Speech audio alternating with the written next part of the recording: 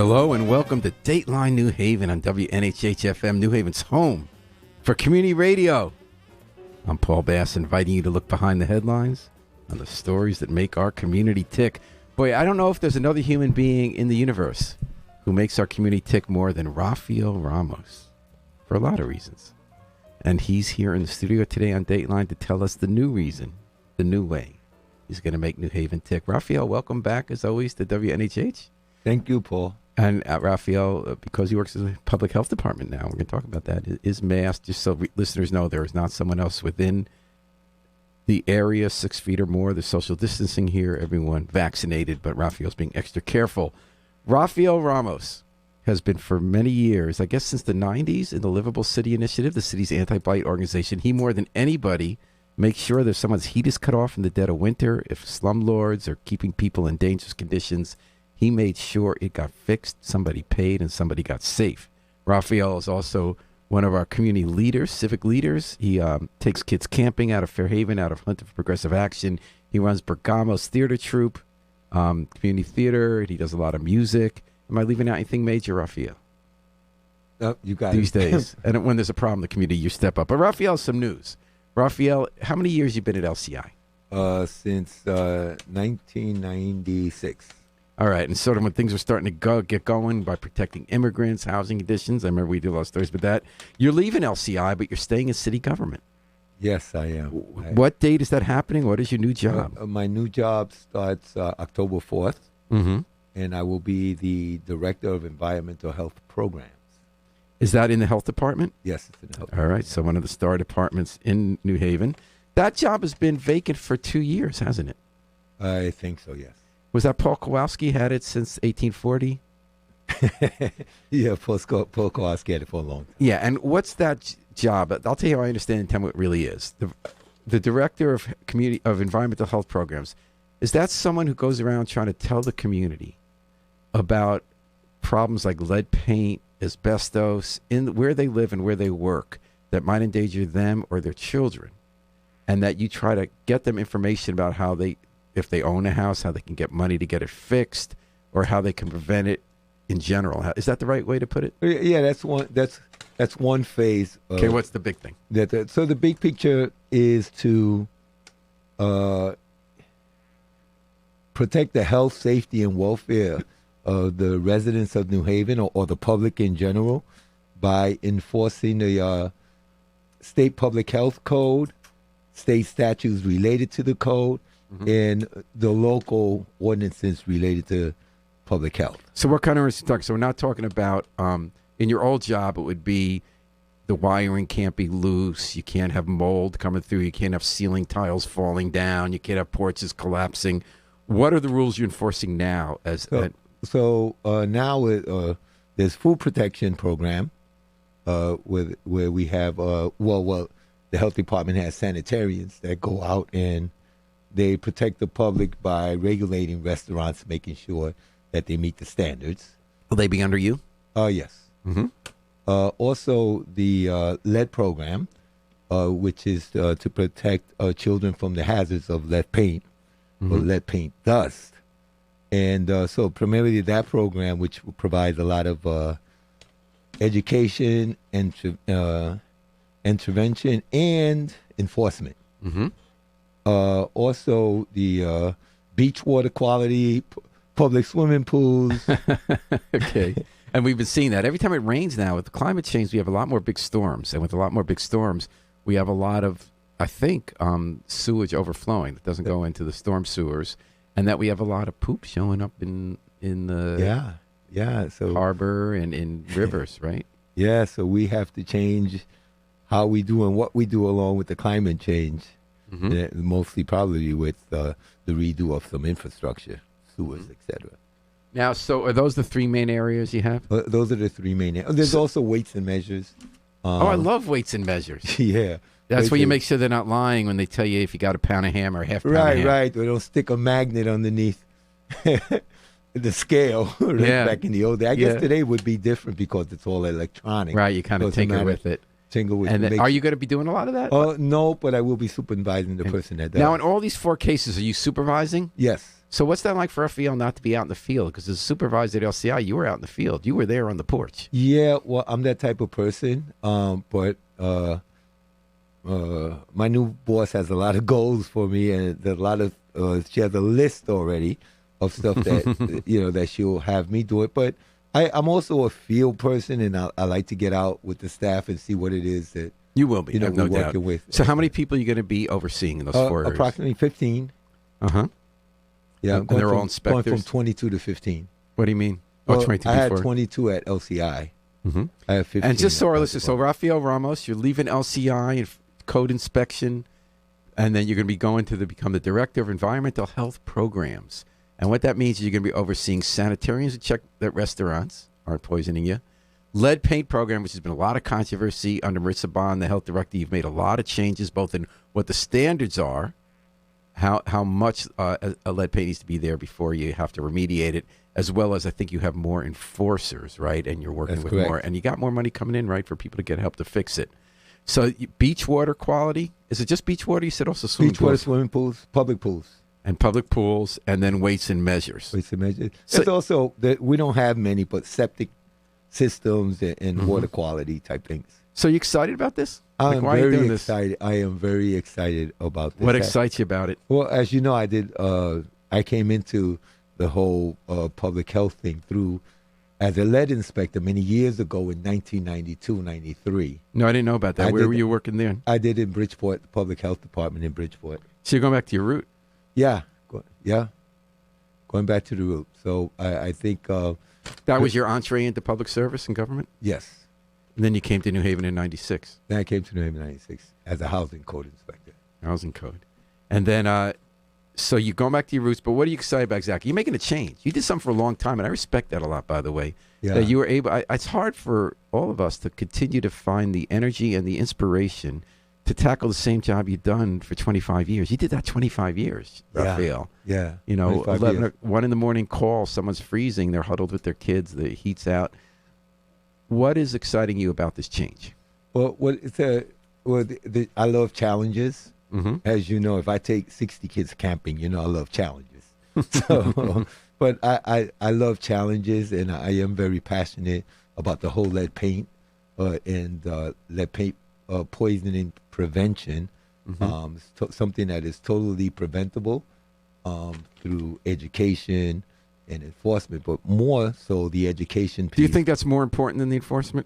Yeah, I think the education is more important than the enforcement. So what are you going to be doing with the education? So the education, we used to have a critique of that program, which was that twice a year or once a year, the person who had a job before would take someone at Lighthouse Point. He'd invite kids from all around town. So now we're going to teach you all about get all the families for a picnic at Lighthouse Point. Yeah. And most people are not going to end up at a picnic 2 bus rides away or whatever, away from their neighborhoods to find out how they're supposed to look out for lead paint, get tested while other stuff's going on in their lives, or if they own a place.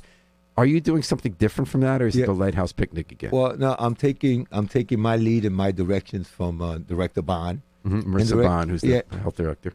Correct. And Marissa Bond wants this education and this outreach to happen. In fact, they're already doing it in the neighborhoods proper. New Harville, Fairhaven. And how's it being done? Well, those kind of things. Excuse me? How's it being done? I think it's being done through whenever there is some activity in the community, she sends out a team. You mean if there's an event? An event. Like events and Dixwell those gets kind of lit things. last week, the Elm City Lit Fest. Right. Those type of things. So you flyer, you talk to people at they events? fly, they talk to people, they do that type of outreach. More importantly, I think that she's had a couple of events where workers, maintenance men are trained this thing called RRP, renovate, right, and paint. Right? Which renovate, right, okay. and paint, which teaches you to be cognizant of the toxic dust that you're working with. Teaches you to respect the dust and also protect the environment, particularly occupied property. So she now has these programs going where people are actually getting trained for free. And how do people get linked up? Do you go to like the main landlords like Mandy and Ocean and say, send us your people? Yeah, that's what they have an outreach person doing that. Yeah. And so I know that I sent a couple of people, I think a month and a half ago, as still working in LCI. I think it's very important, and That's a good idea. it's a fantastic. Like I said, it's through education.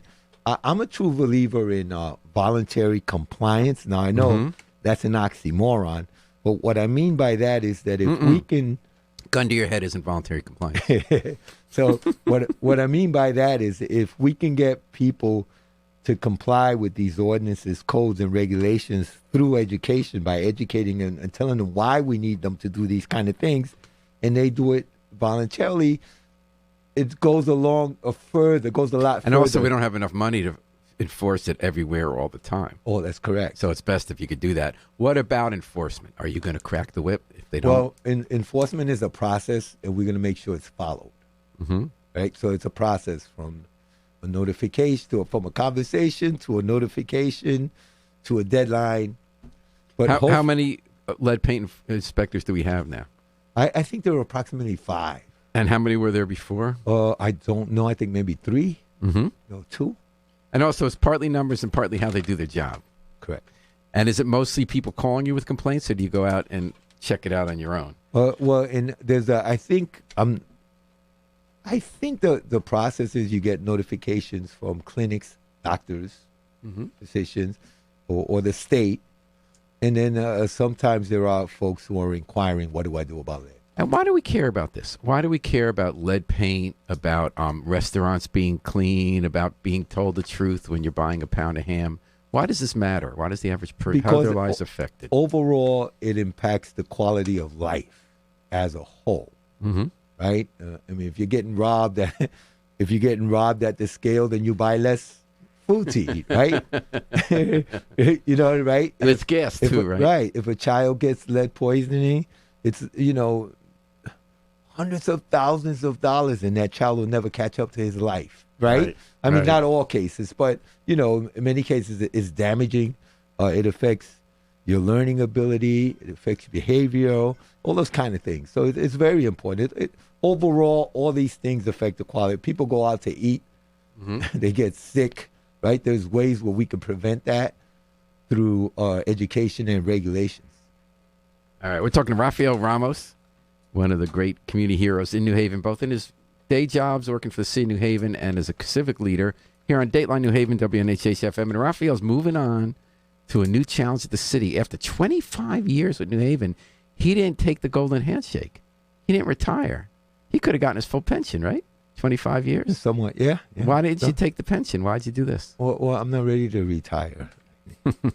How old are you now, Rafael? I am 64, actually. Okay. Yeah. So you're ready to take on something new. You're not just not retiring. You're not taking like the thing you've done before and just kind of clocking it in. You're taking on a big new challenge. Yes. Because the city did identify this a couple of years ago. This became a big issue in town. Lawsuits the city settled on lead paint. People were saying this is an important issue in New Haven. We care a lot about lead paint. We care a lot about the quality of our water. We care a lot about enforcing public health. And you're taking that on, man. Yeah, I care a lot about children. That's right. And so Rafael Ramos, let me look back a little bit. How did you start going to government service? Where did you grow up? Was it New York? I grew up in New York City, and I came to New Haven in 1987, and the financial center was a hole in the ground, the building next door. And my first job was I was a construction cost estimator for a concrete company called Watson and Sons. I remember Watson and Sons. Yeah, he was the general contractor, working for David Chase. Yes, and I worked for him for a year and a half. When we poured the last floor, I got laid off, and do you go back there and think anything about seeing the big building that rose above that? That was like 30 floors or something. Yeah. Say that again. I'm sorry, I missed that. Do you feel any pride when you walk by every day? Every day when you go to work, you're passing by the building, you poured the concrete. I just wonder what that was like when you play a role in getting a building started. Yeah, it was interesting. I got off the train, walked downtown, and went into the first construction trailer that I saw and got hired. Oh, wow. It was amazing. And you bought a house in Fairhaven. So you commuted to Bridgeport when you were working in lead paint? And I commuted to Bridgeport. So you wanted to come back and work closer to home. Right. So after I got laid off, I went to work at the Y as a outreach worker working with homeless men. at the YMCA on Howe Street, and it turns out that we couldn't house. Part of the problem was addiction was part of the problem, so we had to get them to programs, and in order to get them to the program, I had to do so many kind of things, to include bathe them. Really? So it was very interesting. But in doing that job, I wasn't making any money at all on that job. But I met everybody and anybody who ran New Haven through that job. Is that because they played hoops there? Yeah, well, it was. I remember the politicians used to play basketball over there. Yeah, and not only that, but the people, New Haven, we care about people, right? Mm-hmm. And so, working in a homeless shelter, people come by and talk to you, and you find out, oh, that's the mayor. At that time, it was Daniels. Oh, that's the mayor. Oh, that's an alderman. Oh, so you meet people. Yeah, I remember Robin Krugman was a friend of yours. The late And Robin Krugman, yes. So then when you went to LCI, Liberal City Initiative, you really helped build up that agency as one that kept after slumlords with the resources you had. A lot of times we've been out with you when people were in the middle of the night. We weren't with you in the middle of the night, but we were with you like in the apartments where you made the landlords from out of town pay for put them in hotels and stuff. When you look back in that experience over 25 years, what did it teach you about what government can and can't do and how to make it work? Well, it did teach me that government can really impact people's lives when we monitor government, we the public, everybody has to have somebody to answer to. In this case, we answer to the public, right? So, and then it did teach me that there are some things that government can't do, and that is take property, unjustifiably. So, right. Take property. Although we did a lot of that before you came to me. Right. And also, any property we take offline is one less place for someone to live. Yeah. Right. So there are limits to what you can do. You got to try to find ways, whether sometimes it's education, sometimes it's enforcement, sometimes it's watching. Right. Is there any moment you're proudest of or achievement you're proudest of at LCI? Oh, yeah. No, I am proud, very proud. We were crunching some numbers the other day, like what did we do during the pandemic, starting like in January to January 2020 to August. And we realized that we were up there close to, something like 14,000 inspections. In a year and a half? In a year and a half. How did you get that many? Well, the one complaint will give you 2 inspections, right? The first initial complaint, you go out, you look. The second complaint, you follow up to make sure that things are done. People were home more, so no one was going to work, so people were there noticing. are ways, Justin Elko was just this press conference talking about how much harder people's lives were in the pandemic. There's no question that's true, especially with like being at home, losing jobs. But there was also a lot of government help and a lot of people at home. So there were ways life wasn't harder. Like I think it's about to get harder now that eviction moratoriums are expiring, unemployment, extra money is expiring. It turned out hunger did not increase in the pandemic because of all the effort that went through volunteering government to feed people. We had to rally to it. Right. I think we had this moment where we saw what government and community together can do to care for people. Yes. That we had this crisis and we, with huge exceptions as a country, we made sure people didn't have this tragedy. But now I'm worried that now that we're back to somewhat business as usual, the COVID's now becoming a long-term thing. So people are like fighting each other about like trying to deal with it. That happened a little before.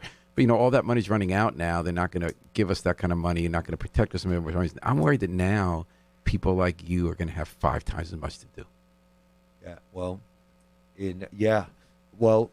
so during COVID, everybody was home, right? Initially, and there were ups and downs to that. And there were ups and downs. We getting in our neighborhood, sitting on our porch. Right? You could see what was going on, right? Yeah. This needs to be taken care of. That a lot of people worked on their houses. A lot of people just complained about their neighbors. A lot of people found out that some things in the house didn't work right, or there were mechanical problems. Or we learned all of that. We never stopped doing our job during COVID.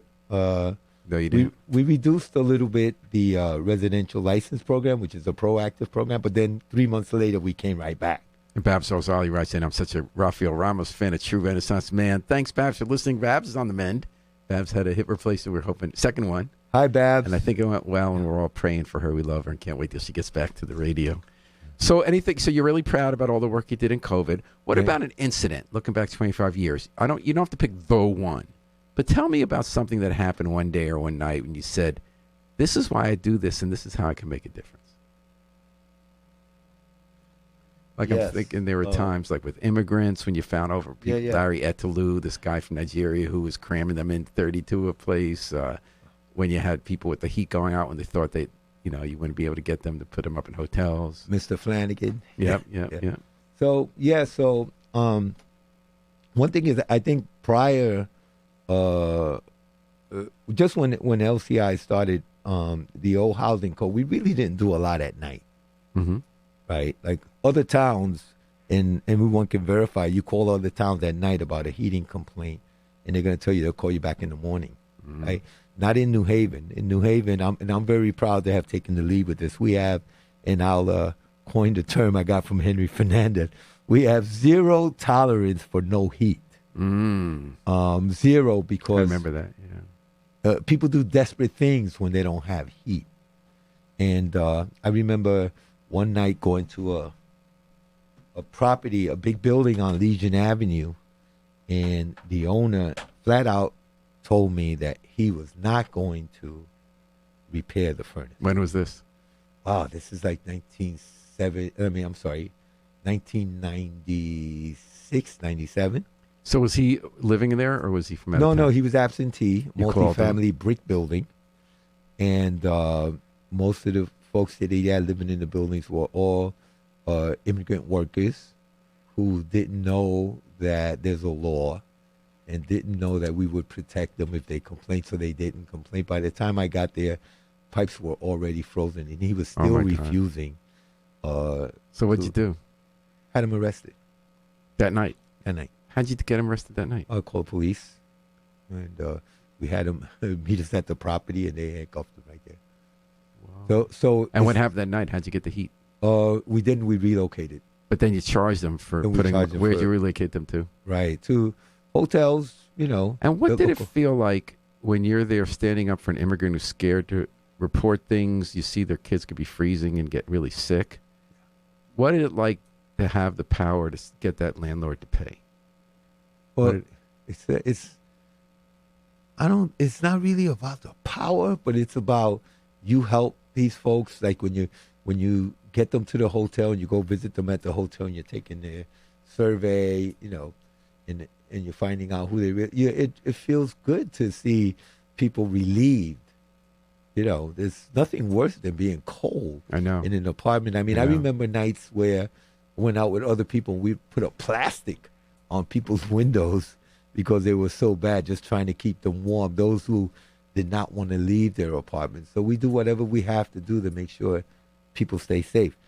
Did you ever feel it was too much, like that you couldn't really help too many of the people who needed the help? There's such widespread bad landlords, old houses. I don't think it was. I don't think it was too much. I think from time to time it's nice to take a little 5-day vacation or something and then come back. And you're the kind of person who you probably don't take enough breaks during the week. You probably would work like 80 hours, right? Yeah. Did it ever run you down? I do. I do so many things. I'm a true believer in community service. I don't think there's any more service than there's any better service than volunteer community service. Okay, we're talking about Rafael Ramos, who, after 25 years, the Liberal City Initiative enforcing the housing code, is moving on to a new challenge as the city's new Director of Environmental Health Program starting October 4th. He's ready to make sure that lead paint laws are followed, that the pound of ham you pay for is a pound of ham, that you don't get poisoned buying ribs at the restaurant, and that the beach water, when you go swimming, you're not going to get sick. That's a good way of putting it? Yeah. Okay, you talked about, tell me a little bit about immigration. So I kind of feel like you and I have watched, I've been a reporter, you've been in the city, dealing with the growing immigrant community in New Haven since the late 80s, early 90s. And at first it was kind of like in the shadows and would come to your attention because you'd see some people were living illegally. I remember there was a guy, Larry Etelu, would buy all these properties and have someone ship him 20 undocumented people to live in 2 rooms in a building, could get tons of money and send them to go work in some farm for 3 months, and that you'd bust these people. And at first, I think we might not have realized all the issues facing those immigrants. Like, what would be the implications? Like, you got to bust the guy who's cheating, but what about protecting the undocumented workers so they don't get deported? Did you have to figure out how to do that? Yeah. Well, first of all, we built we had to realize early in the game that was not our job, that we were not immigration services. Yeah. We were not ICE, that, our job is to protect the health and safety of our residents. And these folks are our residents, and they work and they rent and they pay their rent. And so we early on said we will not do the work of ICE. That's not what we do. We have to protect. That's immigrant cause. Right. But what about dangers people were put in? So people are scared to call you in the first place. They don't want to be deported. Right. But how did you make sure you're going to hold the criminal, greedy landlords who are exploiting them accountable without endangering? Like, I remember first when I'd write about it, we put the pictures of the immigrants, and then we realized that might not always be a good idea unless they really want to talk and have their picture. Right. That they wanted to stay in the shadows, and we went on to out them. How did you, were there times at first when you had to learn that? Like how you were going to make sure they didn't pay the price? Yeah, you have to win their confidence and their trust immediately by letting them know, look, I don't care where, what your status is here in this country. What I do care is about you. Well, what happened to them? Like when you got a landlord who was illegally bringing in busloads of people through some networks of middlemen and putting them in really dangerous 20. I remember that one place on East Rock with the 20 people in the apartment, then the other one on Ferry Street. This just came to me, on Ferry Street. I remember Ferry Street, you and I were there in the 90s. We opened the closet door. The guy was sleeping in the closet. We opened the closet door, and the top of his body, the torso fell back and hit the floor, and I couldn't believe it. First I thought he was dead, but then I realized that he was sleeping, but that he had actually rented that closet. Yeah. It was that kind of. So the people renting it were doing something horrible and making no money on it. But how do we make sure that guy still got to do what he wanted to do? Well, in other words, what would happen to him once you bust the landlord? We relocated. We relocated them like we would anybody else. And he got to stay and still work. I think they worked at Right Tobacco Field in Northwestern. The buses used to pick them up. What we had to do was, first of all, we had to downsize the number of people so that they could free up rooms so other people can stay, right? So we put some people in hotels, other people, we help them find other rooms. I remember counting the 20 on Eagle Street. Yeah. I remember in a couple of rooms there were 20 people. Yeah. But they chose to do that, so the question is, they're not the villains. The villains are the greedy guys who are taking advantage of them. Right. And not only that, but even if they're telling you, in some cases they do it because it makes it more affordable, right? But still, I think that the property owners still have a responsibility to say, no, we do have a code and there's too many people. Yeah. Well, it's interesting because that was the 90s. And it really started, I believe, around 2000 when Junta for Progressive Action, which had been a dormant organization, was revived under the leadership of Kika Matos, who came to town. Right. And you had this community board, people like you and Norma Franceschi. There were a whole bunch of people who said, well, you talk about volunteer, we're going to help you make this a good organization again. So you're helping young people. You took them camping, but you also embraced this growing new population of Latino immigrants.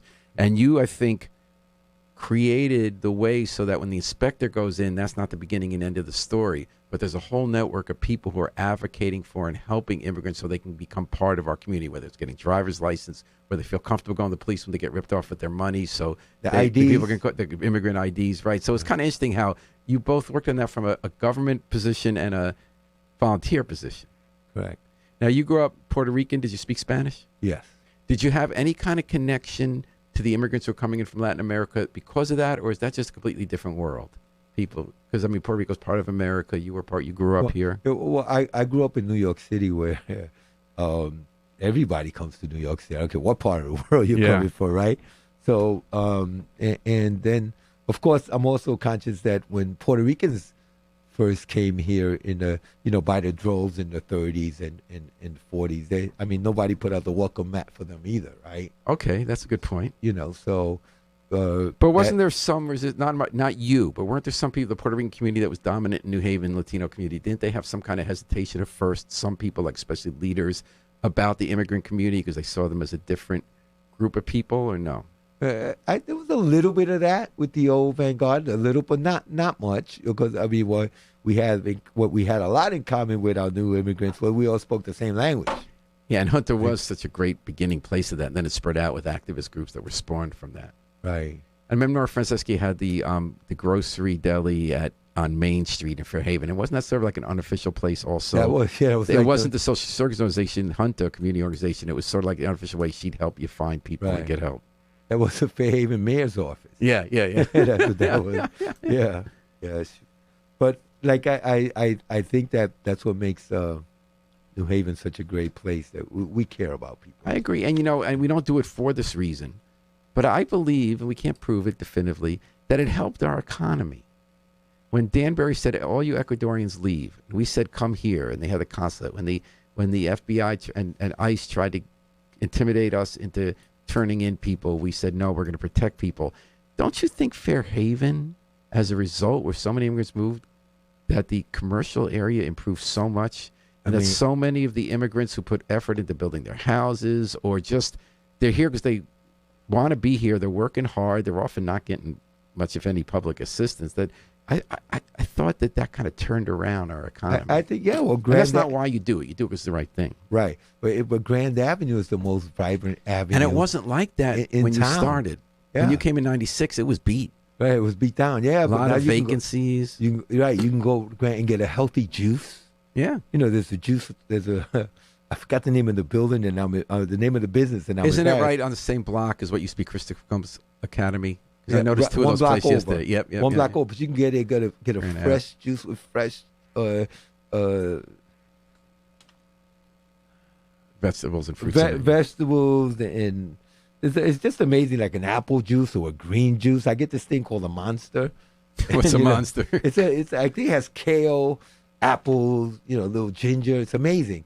But you can get that, a healthy drink right on Grand Avenue. And it's very vibrant. And I noticed a lot of restaurants. Some had been there before, but a lot were newer. Places.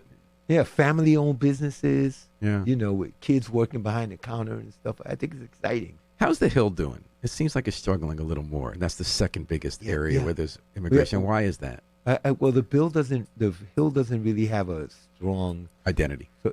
Not only but a strong sort of business corridor. Well, you have Kimberly Ave, you have Howard Ave, but you have Congress Ave. But you're right; those are all kind of stop after a couple of blocks, and then you have like the App Foundation, or you have the some kind of vacant blocks, or also the whole stretch of the just residential places. And we have one business over here, and the other business 5 blocks. So you think it's about commercial center? I think there's no real commercial corridor. There's all this talk always over the years about improving those corridors, Congress Ave, Kimberly Ave, but it hasn't taken the same way. No. There's not enough commercial space, right? I don't see enough storefronts. It's not like the storefronts are there and they're vacant. They don't exist. Is it chicken the egg a little bit? Yeah, kind of thing. But you're right. That Grand Avenue was created by two other waves of immigrants over 100 years as a real commercial center. And it had that mix of residential and storefront together. Right. But is there also a difference in the natures of the communities? Do you get as many complaints? Do people engage with government as much in the Hill? I think so. Yeah? I think so, yeah. It's just, to me, it's the lack of economic development because the infrastructure is not there. And now it's creeping in from that downtown crossing where they're rebuilding, filling in the highway. I noticed that the owners negotiated, and you kind of see it at the edges. There's stuff being built where they filled in those blocks have been vacant for decades on Washington Avenue. Right. But as you're getting closer to downtown, so you're not really in the heart of the Hill. Right. But it's getting there, and that's going to help. Well, the thing is that I think the development in the 70s, right, all that development in the 70s. When they knocked down all the stuff. Yeah, they disconnected neighborhoods. Yeah. So I like to use the term pedestrian continuity. There is none going that way. Right. But there is going towards East Rock. Mm-hmm. Right. There's things to see. You don't want to walk to Grand Avenue because you have that big void. Right. Between, that whole sort of industrial park going up Grand Avenue. So those kind of things I think are bad for the cities. And how are we doing at the other ends of Fair Avenue? We're talking about like Grand Avenue, closer to downtown, starting with Farnham Courts, then going where it's been a little beat, where Project Moore is and stuff. What do you think we need to do there? I think we need to get more businesses. I think we need, those little malls they built in the 70s? I think they need to turn those back down to looking on the street, maybe. I agree. Businesses on the first floor, affordable residentials above, All right, we're talking to Rafael Ramos, New Haven, Dateline New Haven, and WNHH FM. Tell me how Bergamos is going. When did you start that community group? You've done so many great shows there. You have the space at Erector Square. You've done it in other buildings around town. Original plays that get written. Tell me what you're up to with that these days. Well, we're just getting back into things. In fact, we have a show on the 25th and the 26th. We have these 3 fantastic comedian women. And we're going to do a show outdoor in the parking lot. We're creating an outdoor sort of amphitheater. At Erector Square? At Erector Square. And where are these women from? They're from Chicago. And what's the idea? Is it Bergamos coming back from the pandemic? Or? Well, the idea is to do what we can before it gets too cold and we have to go indoors. We'll be able to go indoors, won't we? Or the tight space is too tight for something what you do? No, we could go indoors, but you lose people when they know they have to wear a mask. Or you lose people when you may have to take their temperature, and then you lose people when you ask them if you're not vaccinated, stay home. How do you do that? And you work in a lot of communities where the vaccination rate's low. What do you observe? Are you observing any of that? You're going to be in public health. You're not going to be in the vaccination side. Right. Did you work on that Fairhaven campaign to get people vaccinated? Well, but I'm still at Junta as a board member, and I know that Junta's been doing a lot of things. And just the other day, they had a record vaccination of 40 or something. Oh, good. But, so Junta's one place where you're getting the trust. Yeah. But they did well in Fairhaven, didn't they? I mean, they had a community campaign. Yeah, they had a community campaign where Kika Matos, Sarah Miller, Kika Matos and those guys went door to door, actually. And got hundreds of people in New Haven to do that. Right. Where you kind of feel good that you're part of something bigger. Right. And they got the numbers up. Yeah, that's amazing. Yeah. See, so many good things do happen in New Haven. How about music? You've been playing your music lately? I've been all around town on the drum, on the conga drum, wherever we get a chance. And we just did the Elm City Lit Fest. That was great. Oh, you were involved in that? We were the opening group that drummed for them. Oh, wow. Yeah. How'd that go? It went very well. It was beautiful. It was a beautiful day, too. Good turnout. Yeah, our reporter there said it was great. Yeah, I'm very proud to be right on the beginning of that's going to be an incredible legacy that Elm City Lit Fest. Tell me about that. It's the second year they did it, first year in person. They brought people both locally and nationally. 7 hours in one day of people doing spoken word and music in the back there. And then families are out and vendors and people talking to each other, which I think the pandemic sort of kept people away from each other, But people talking, just happy to see each other on a beautiful day. It's amazing. And we were so honored to be the opening act, to play for them and sort of bring in the spirits with our drumming. And you did that for Criscola Park, too, when people were coming back reclaiming the park. Yeah, Criscola Park as well. Rafael, some of the work you do in government and civic, it's without blinders. You're seeing some of the most challenging aspects of our community, and that you always bring a sense of optimism that we can tackle it and feel good as a community, and not just like getting rid of problems, but making a good city to live in. I admire so much the work you did. I've been watching it since the last century. And I'm so excited that you're about to embark on a new challenge. Thank you. At 64 years old, after 25 years in the city, as you now take on a strengthened and renewed public health mission in New Haven to tackle lead paint, inspections of restaurants, our water quality, and our weights and measures. You're going to hit it out of the park. So you don't need any good wishes from me, but I give them to you anyway, Rafael Ramos. Well, thank you, Paul. Thank you. Thanks so much for coming on WNHH. Thank you, Harry Drost, our station manager, operating remotely, but still keeping the trains running. We're going to take it out with the Afro-Semitic Experience. Do you know those guys? Yeah. I like those guys. Yeah, I learned them from you. They're amazing. Yeah. They're taking out playing I Wish I Knew How It Would Feel to Be Free from the group CD, A Plea for Peace.